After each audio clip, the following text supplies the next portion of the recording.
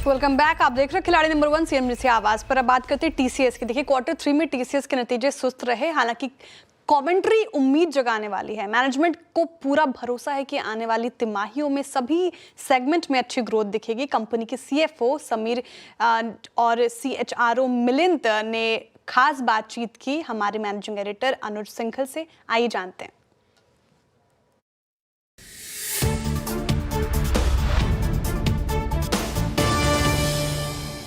हमारे साथ TCS के CFO समीर सिकसरिया और TCS के CHRO मिलिंद लक्कड़ मौजूद हैं। आप दोनों का बहुत बहुत स्वागत है CNBC आवाज पर जुड़ने के लिए। समीर, पहले आपसे शुरुआत करते हैं।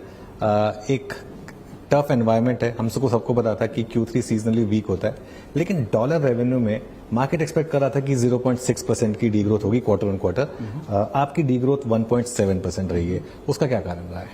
अगर हम ये क्वार्टर एक खास बात रही है जो cross currency volatility, and I think उसकी वजह से जब आप सीक्वेंशियल बात कर रहे हैं, तो हमारा कांस्टेंट करेंसी ग्रोथ जो है विदाउट टेकिंग इन एक्सचेंज वो फ्लैटिश रहा है। जबकि आप देखो तो dollar revenue D growth 1.7% negative रहा है। वो इसलिए हुआ है क्योंकि डॉलर ग्लोबली इस तिमाही में सभी करेंसी के सामने अप्रिशिएट हुआ, एंड वो रुपी के सामने भी हुआ, लेकिन रुपी ने अच्छा डिफेंस किया, and it was not as much as other basket of currencies. So उसके चलते rupee saw appreciation against other currencies, और उसका जो क्रॉस करेंसी का बेचभाव था उससे वो 1.7 का हुआ। अगर हम ओवरऑल परफॉर्मेंस Q3 का देखें तो जब हम ईयर ऑन ईयर बेसिस पे देखते हैं, BFSI और रिटेल वर्टिकल जो है हमारे सबसे बड़े वर्टिकल हैं, they have return back to growth. And 3 vertical जिसमें थोड़ी नमी दिख रही है वो है लाइफ साइंसेस, मैन्युफैक्चरिंग और टेल्को।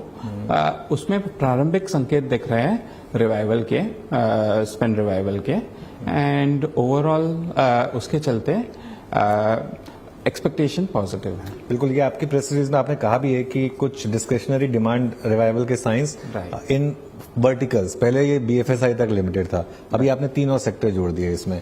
इसको अक्रॉस द बोर्ड आने में कितना टाइम लगेगा कि सब सेक्टर्स में ग्रोथ है? आई थिंक अगर US जिस हिसाब से ऑलमोस्ट 6 क्वार्टर्स से डिस्क्रिशनरी स्पेंड पे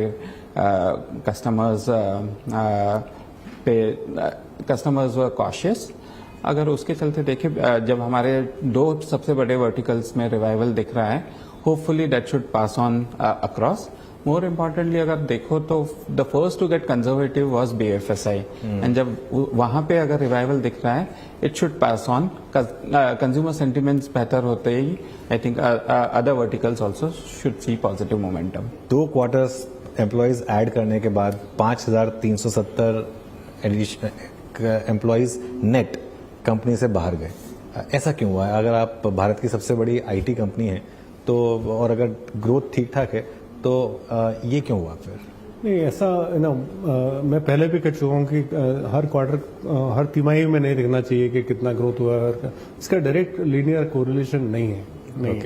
तो हम लोग 11,000 नेट एडिशन किया लास्ट 2 क्वार्टर्स में, like you said, because of various reasons, including productivity and utilization and pyramid and everything else, the headcount outcome is minus right now. But इसका मतलब ये नहीं कि हम हायर नहीं कर रहे हैं। हम लोगों ने we are on target to hire 40,000 जो हम कैंपस से हायर करते हैं वो और टारगेट ऑन है।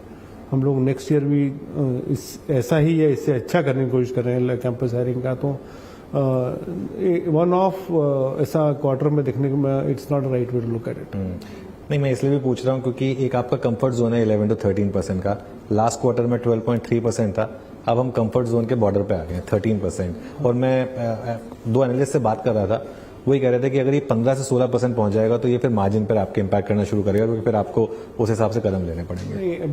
अभी देखा जाए तो यस 13% पे है अभी, और लेकिन हम जैसे देख रहे हो आगे में अगले क्वार्टर्स में उसमें जो क्वार्टरली एनुअलाइज्ड एट्रिशन है वो कम होने की संभावना है। LTM एडिशन जिस तरह से कैलकुलेट करते हैं उसके कारण मालूम नहीं कहाँ पहुंचेंगे, लेकिन ऑपरेशन पर फर्क पड़ता है क्वार्टरली कितना एडिशन हुआ है, तो वो मेरे को लगता है कि we will be in the range. इस क्वार्टर में आपकी नेट हायरिंग होगी वैसे, या अभी कहना थोड़ा टफ होगा? We don't give out those numbers, but we are always looking to basically balance all the aspects. We continue to hire. Hiring market से भी हो रहा है, hiring campus से भी आ रहे हैं, लोग सब हो रहा है। उसके बाद depending on various situations, we will see what number would end up being. अब बहुत लोगों के मन में ये सवाल है कि डोनाल्ड ट्रंप के प्रेसिडेंट बनने के बाद 20 जनवरी को अब वो ऑफिस अज्यूम करने वाले हैं। आईटी सेक्टर के लिए क्या चीज़ें बेहतर होंगी, खराब होंगी, या कुछ फर्क नहीं पड़ता प्रेसिडेंट कोई भी? आई थिंक हमारा हमेशा टारगेट ये रहता है कि हम कस्टमर के क्लोज रहें, उनके जो एक्सपेक्टेशंस है, उनके जो रिक्वायरमेंट्स है, उनको डील करें। मैक्रो पे, ग्लोबल पॉलिटिक्स पे जो भी होगा वो हम एज इट हैपन्स हम उसको हैंडल कर सकते हैं। एक बात कहना चाहेंगे इज जो सबसे ज़्यादा कंसर्न सोचा जाता है TCS के लिए इज ऑन वीज़ाज।